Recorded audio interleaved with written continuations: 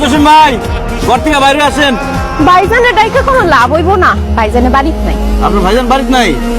কই গেছে তারা? ভাইজান ভাবিরে নিয়ে শ্বশুর বাড়িতে বেড়াইতে গেছে। সে কি ভাবছে শ্বশুর বাড়িতে গেলে তার কিস্তির টাকা দিতে হইব না? এত সোজা না। আমি বিজান বাইসা থাকতে কিস্তির টাকা কেউ মাইরা খেতে পারবো না। মাসুম কাকা, মাসুম কাকা কিনে আসেন। আরে ডাইকে লাভ নাই, আব্বাও বাড়িতে নাই। আপনার আব্বা বাড়িতে নাই? ঠিক হয়ে গেছে, ডাক্তারের কাছে গেছে, শরীরটা ভালো না। একজন কিস্তির টাকা না দিয়ে শ্বশুর বাড়িতে বেড়াতে গেছে, আরেকজন ডাক্তারের কাছে গেছে। এটা তো লোন দিয়ে আমি একটা বিপদে পড়লাম। কোথায় গেছে সে ডাক্তার দেখাইতে?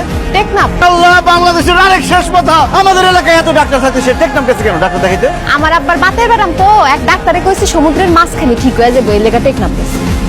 পাইছি আমি। মাছ মাংস খাইতেছে কেন বসে বসে না?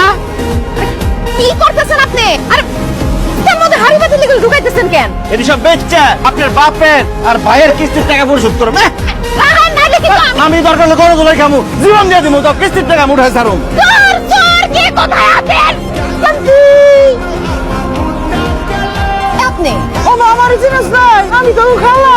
ছোট খালা কেমন আছেন? কিন্তু ছোট খালা তুমি আমার লম্বা হয়ে গেছো কে? তুমি কেমন মোটা হয়ে গেছো? মা বয়স আমার মোটা হয়ে গেছি। আব্বাই কই, তো ভাই কই? শালি এতদিন পরে আইছো, তাই এতদিন পরে হঠাৎ করে কি বলে ফিরা? কিস্তির টাকা নিতে আইছি। আসসালামু আলাইকুম স্যার।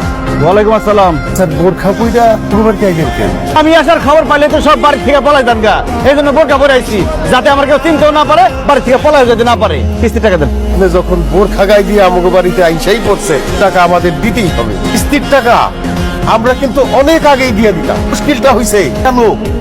আমাদেরকে বলছে কিস্তির টাকা যাতে আমরা না দিই,